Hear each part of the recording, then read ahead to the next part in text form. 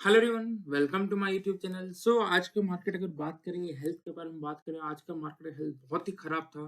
अगर बात करें क्यों मैं खराब का बात कर रहा हूँ, अगर आप देखेंगे मॉर्निंग में बहुत सारे स्टॉक ने ब्रेकआउट तो दिया था, पर एंड ऑफ द डे उस सब स्टॉक में कहीं ना कहीं गिरावट देखने को मिली, स्पॉट देखने को मिला, प्रॉफिट बुकिंग देखने को मिला, डिस्ट्रीब्यूशन देखने को मिला। मार्केट का हेल्थ बहुत ही खराब है और जिस हिसाब से निफ्टी ने क्लोज दिया है वो भी एक इंपॉर्टेंट लेवल के नीचे क्लोज दिया है।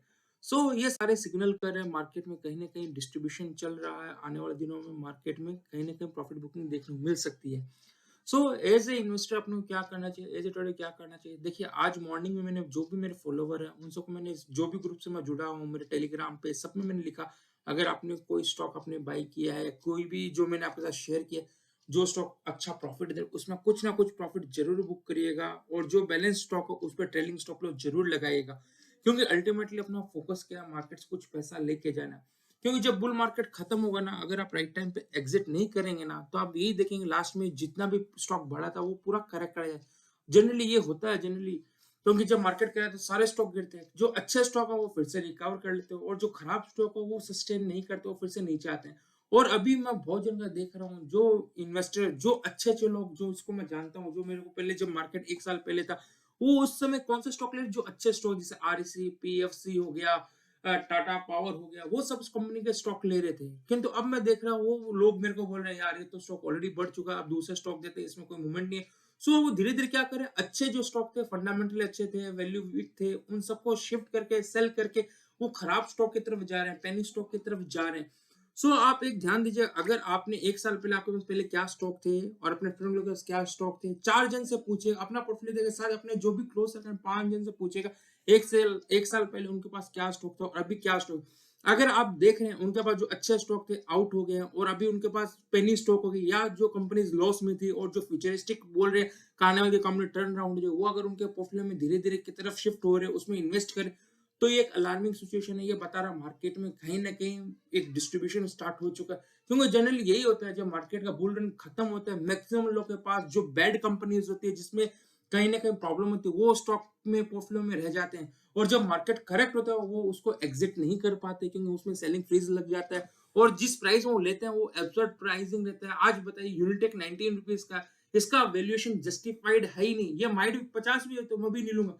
जब ये स्टॉक 7-8 रुपए में था, फंडामेंटली टेक्निकली ब्रेकआउट था, तो मैंने बाई नहीं किया, क्योंकि मेरे को नहीं समझ में आया। अगर कंपनी के पीछे कोई बिजनेस नहीं है, थीसिस नहीं है, अगर वो स्टॉक बढ़ रहा है तो उसको फ्लो मत करिए, उसको चेस मत करिए।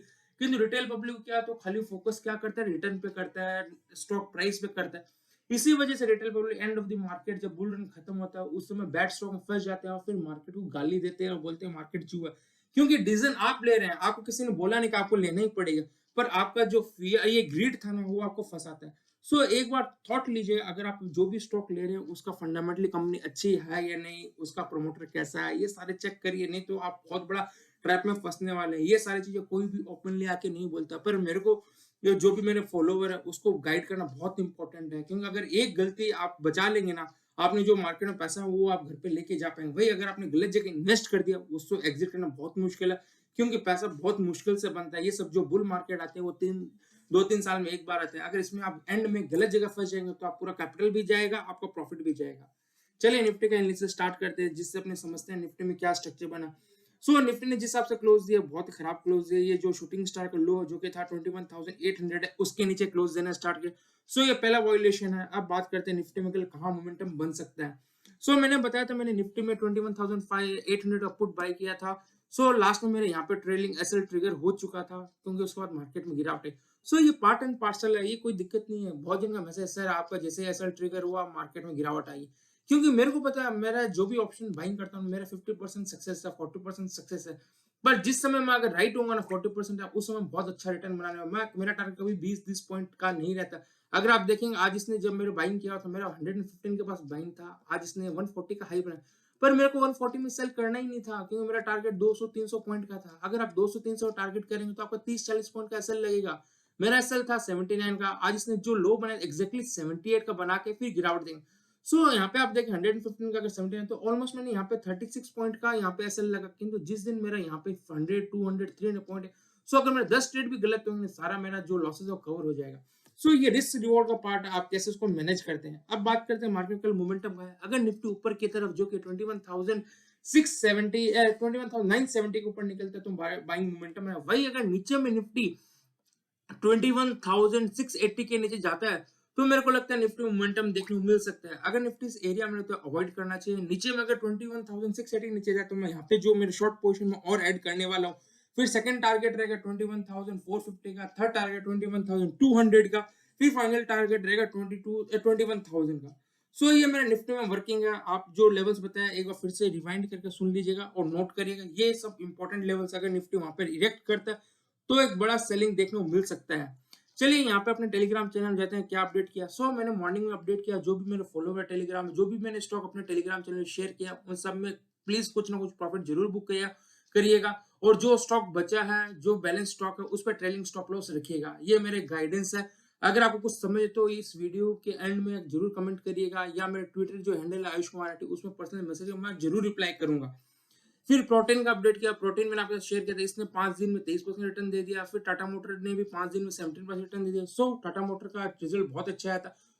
फिर उसका बायोकॉन। ये जो स्टॉक मैंने आपको शेयर किया, मैंने ऑलरेडी पोर्टफोलियो में था, तो मैंने उसमें मैक्सिमम में प्रॉफिट बुक कर चुका हूँ और बैलेंस को ट्रेलिंग स्टॉप लॉस लगा चुका हूँ। फिर यहाँ पे पुट का देखिए, मैंने बाई किया 115 में, आज 80 जैसे मेरा एक्सपेक्टेशन था 80 के नीचे तो एग्जिट करूँ। मैंने इसलिए 17 का स्टॉप लॉस लगा, किंतु हार्ड लगता आपका 78 का लो बना के फिर मार्केट रिवर्स हुआ। ये पार्ट एंड पार्सल है। टोरेंट पावर में अभी तक मैंने प्रॉफिट बुक नहीं किया। कल अगर ये 12-11-50 के आसपास है तो मैं यहाँ पे कुछ प्रॉफिट बुक करने वाला हूँ। फिर देखिए जैसे पुट सेल हुआ, उसमें एक मोमेंटम आया, इसने 212 का हाई बनाया। फिर एंड ऑफ द डे मैंने फिर से 21,500 पुट बाई किया, किंतु मैंने इस बार वीकली एक्सपायरी का नहीं, मंथली एक्सपायरी का बाई किया, क्योंकि मेरे को लग रहा है मार्केट में गिरावट तो आनी है, पर कहीं ना कहीं मार्केट में टाइम स्पेंड कर रहा था। प्रीमियम डिके बचने से के लिए मैंने मंथली का एक्सपायरी का पुट बाई किया।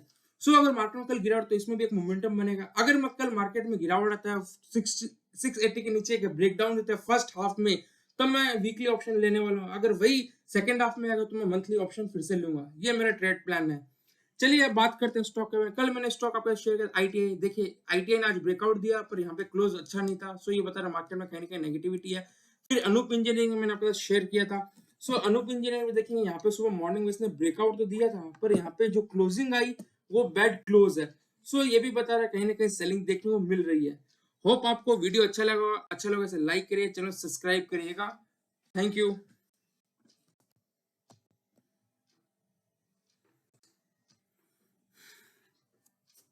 चलिए कुछ कमेंट्स लेते हैं, अभी टाइम है। एक जन का कमेंट आ रखा है, जेंसार के बारे में पूछ रहे हैं, जेंसार में क्या करना चाहिए। अगर आप देखेंगे जेंसार यहाँ पे जो स्ट्रक्चर बना है और पॉजिटिव है, एक इंपॉर्टेंट सपोर्ट के पास है। अगर जेंसार 510 के नीचे आता है तो यहाँ पे एक सेलिंग देखने को मिल सकती है, और उसमें मोमेंटम कहा है, अगर ये 580 के ऊपर निकलता है मोमेंटम देखने को मिल सकता है। जेंसार अभी एक बेस के अंदर है, जहाँ पे ब्रेकआउट या ब्रेकडाउन है तो वहां पे एक सेलिंग देखने को मिल सकती है। फिर एक जन मेरे से पूछ रहे हैं जय जी, वो पूछ रहे हैं यूपीएल में क्या करना चाहिए। यूपीएल में अगर आप देखेंगे आज इसका रिजल्ट, कल रिजल्ट आया था, रिजल्ट यहाँ पे जबरदस्त गिरावट है। ये देखिए पूरा स्टॉक डाउन ट्रेंड में, इसको अभी आपको दिमाग ही नहीं लगाना चाहिए, इसको अवॉइड करिए, क्योंकि अगर इसको आप बाई कर लेंगे इसका कंफर्मेशन चांस कम है। हमेशा ट्राई करिए जो स्टॉक अप ट्रेंड में है उसको बाई करिए, नहीं तो क्या अगर ये सब स्टॉक लेंगे तो वहां पे प्रोबेबिलिटी लो है। यहाँ पे आप बाई करिए, पर एक लो रिस्क एंट्री हो, जहाँ पे स्ट्रिक्ट स्टॉप लॉस हो, तभी आप इसमें सक्सेसफुल हो पाएंगे, नहीं तो आप कहीं ना कहीं ट्रैप हो जाएंगे। प्रदीप जी मेरे से पूछ रहे हैं भेल का क्या करना चाहिए, वो लॉन्ग टर्म के लिए होल्ड करना चाहते हैं, बाई करना चाहिए नहीं करना चाहिए। अभी तो फ्रेश कोई बाई नहीं करना चाहिए, मेरे को भेल एक्सटेंडेड लग रहा है। अगर आपके पास है, अगर आज का लो जो कि 232 का नीचे जाता है तो यहाँ पे कुछ प्रॉफिट बुक करना चाहिए, और इसका जो मेजर सपोर्ट आ रहा है वो है 192। अगर 192 के नीचे अगर क्लोज देता है वीकली बेस तो यहाँ पे लॉन्ग टर्म का होल्ड करें तो एग्जिट कर देना चाहिए। अगर इसके ऊपर सस्टेन है तो माइट भी फिर से रिवर्सल देखने को मिल सकता है। अगर अभी तक आपने कुछ प्रॉफिट बुक नहीं किया प्लीज इसमें बुक करिएगा, मेरे को लगता है इसमें कम से कम 5-7-10% गिरावट देखने को मिल सकता है। फिर एक जन का कमेंट आया, वो पूछ रहे थे सर गैप डाउन खुलेगा क्या। और मेनली सारे जो भी कमेंट्स आ रखे थे मैंने कवर कर लिया। 2-3 कमेंट्स हैं जो कि पूछ रहे हैं पीआई इंडस्ट्री। पीआई इंडस्ट्री के बारे में बात कर लेते हैं, पीआई इंडस्ट्री में क्या स्ट्रक्चर बन रहा है। पीआई इंडस्ट्री देखा इसका स्ट्रक्चर बहुत ही खराब है। ओवरऑल देखिए यहाँ पे एक मेजर सपोर्ट के पास है। ये अगर ये 3200 का लेवल टूटता है मेरे को इसमें सेलिंग देखने को मिल सकती है। जब तक इसके ऊपर है ये वेल एंड गुड है।